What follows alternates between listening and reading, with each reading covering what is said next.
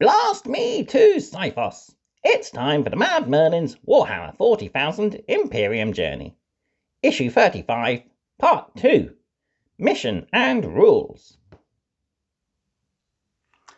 Hello and welcome back to the Mad Merlin's Imperium Journey. So we're continuing with issue 35 today. And before we begin, I filled out my battle record. So let's introduce you to my Tech Priest engines here. So we got Castellan Vrain, who is the Surveyor Marshal. So his Omnissiah axe is called Noctis Mortis, or Death Knight, or Knightly Death, whichever. His server arm is Mark III Destructus, and his pistol is St. Marcius's Eradicator. So we've got this guy painted up to the magazine standard so far. I'll give full rotationary gallery of these models once we finally finish them in later issues.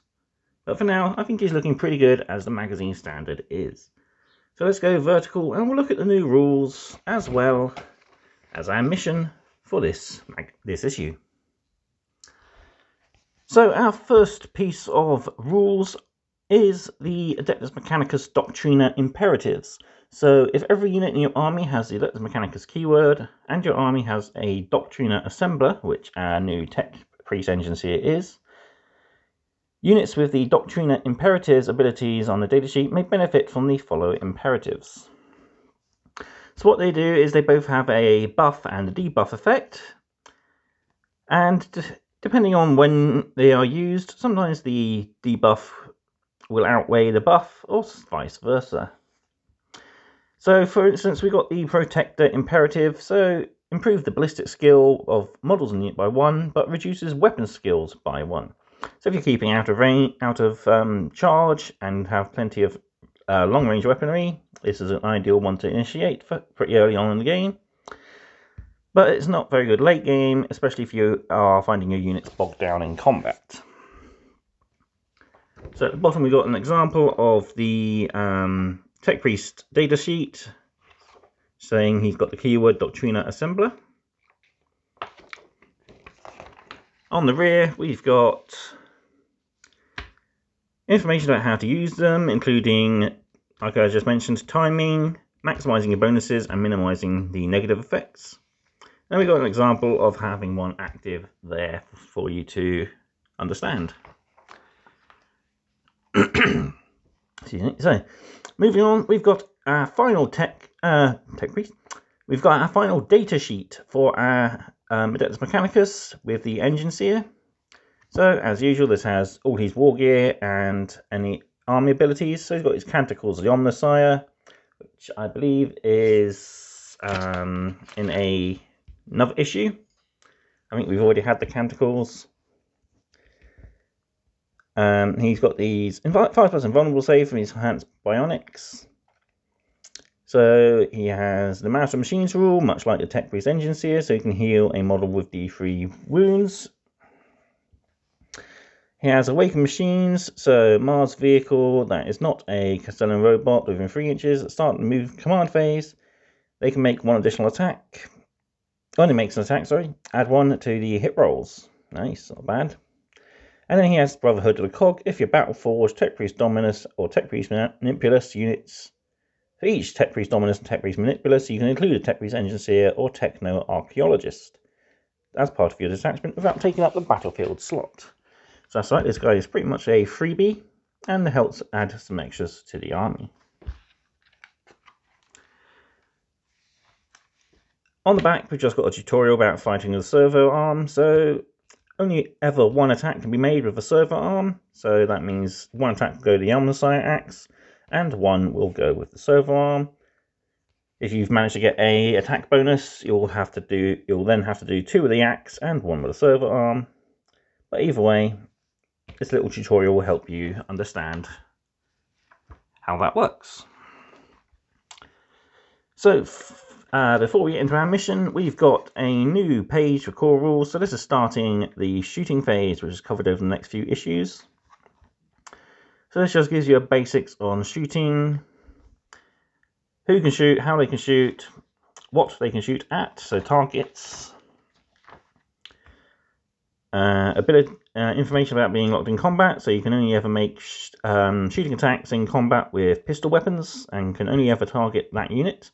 Unless, of course, you are a tank, in which case you have the ability to shoot out of combat, I believe, with some of your weapons, but the rest must engage the target you are locked in combat with. And then, of course, the number of attacks, so it depends on the type of the weapon and the type of shots afterwards. So examples of Assault 1 or Heavy 3 there. Okay, on to our next battle report. So Monolithic Task. This puts the Techmarine and his cohorts against the Necrons in a mission to raise the monolith. Oh dear, so we've got to try and stop the Necrons. Here we go. Okay, we're all set up, deployed, and ready for battle. So it's corner-to-corner deployment. They got a 10-inch deployment triangle zone on each corner, obviously. So I've deployed the Mechanicum side where they're supposed to on this side, and the Necrons down here. We've then got our scenery set out with crates and barrels and a container taking the place of the pipes for the moment. Single objective in the center of the board, and we're going to try and control it for as long as we can. So the game, I believe, will last 5 rounds as normal. Yes. And whoever has the most victory points at the end of the game is the winner, so we score 1 point for controlling the objective. So here we go with Scout Mission 12. A Monolithic Task. During the Necron invasion, the Xenos utilized gigantic flying vehicles known as monoliths to neutralize Imperial defenses and summon reinforcements through their Eternity Gate portals. One of these colossal alien machines has been shattered by Imperial fire and crash-landed near the Adeptus Mechanicus' position. The Necron Overlord seeks to restore one such monolith to life and use its Eternity Gate to summon more troops from across the galactic void. Necrons Overlord, capture the crash site. The site must be secured and the Canoptic constructs given time to repair the monolith to its former glory.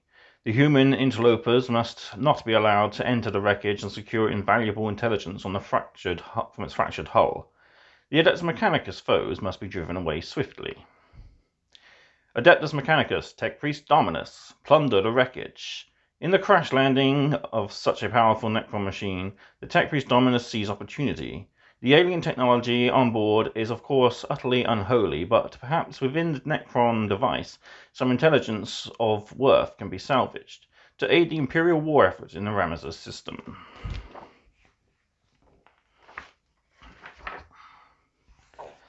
So here we go then. Let's see how well we can plunder or resurrect the monolith. So the ruins here indicate the access to the monolith itself, and these are just Mechanicum buildings in the area. So I will begin and play through turn 1, and I'll be right back shortly. Okay, turn 1 has ended. The Necrons advanced forwards, bursting through the ruins to get on the objective, scoring them a point. The Adeptus Mechanicus have been a little bit more conservative and held off for the moment, but are going to be planning an offensive in turn 2. So, with everything else left to play for pretty much, the 3 Necrons that died didn't get up, I'm afraid. First time I've not done a good reanimation roll. But my Technomancer can hope to bring some of them back. So let's get on with turn 2 then. Okay, turn 2 was really eventful. The Necrons moved up a little bit closer so they got more guns in range and killed off 3 Skitarii. The Skitarii retaliated by, between the Skitarii and the Dominus, they wiped out the warriors, so they weren't able to reanimate. The Arquebus, for the first time that I've actually used it to shoot a character, actually got a mortal wound, and he failed his vulnerable save, giving it an additional 2 wounds on the D3.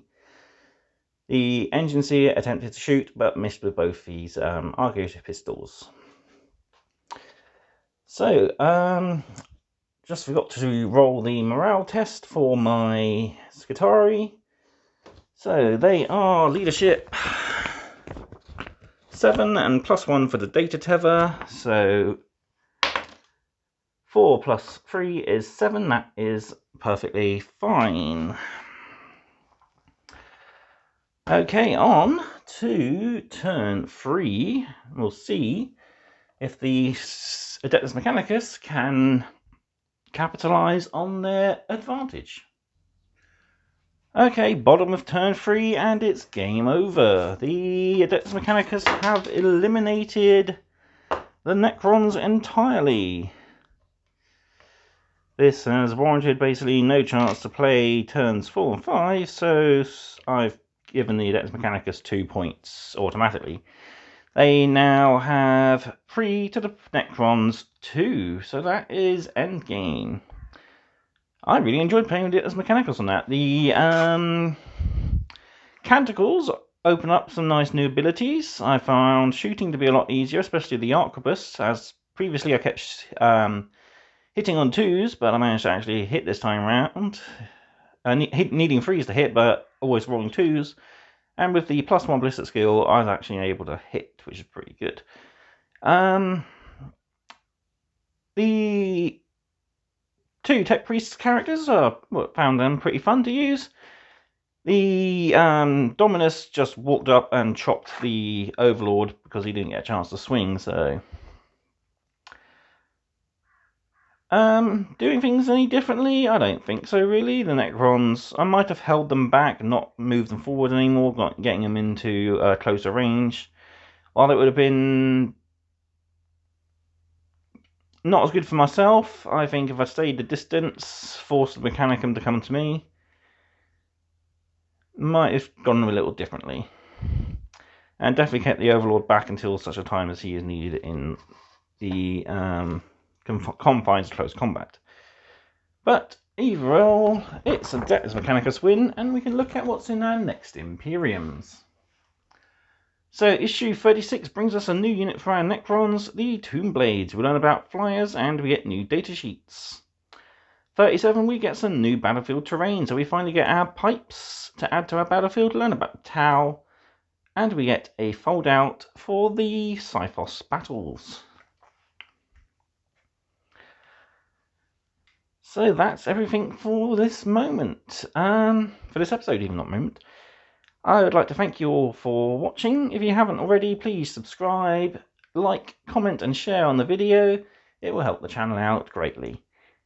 Also, I am updating my Buy Me a Coffee page, so if you like to keep up to date on the Mad Merlists projects, etc., please check there. I will be putting up exclusive content there before making it public on my other social medias, so do subscribe to that if you don't already do so. All that's left me to do then again is thank you for watching, and I will see you next time for some more mad content. Goodbye.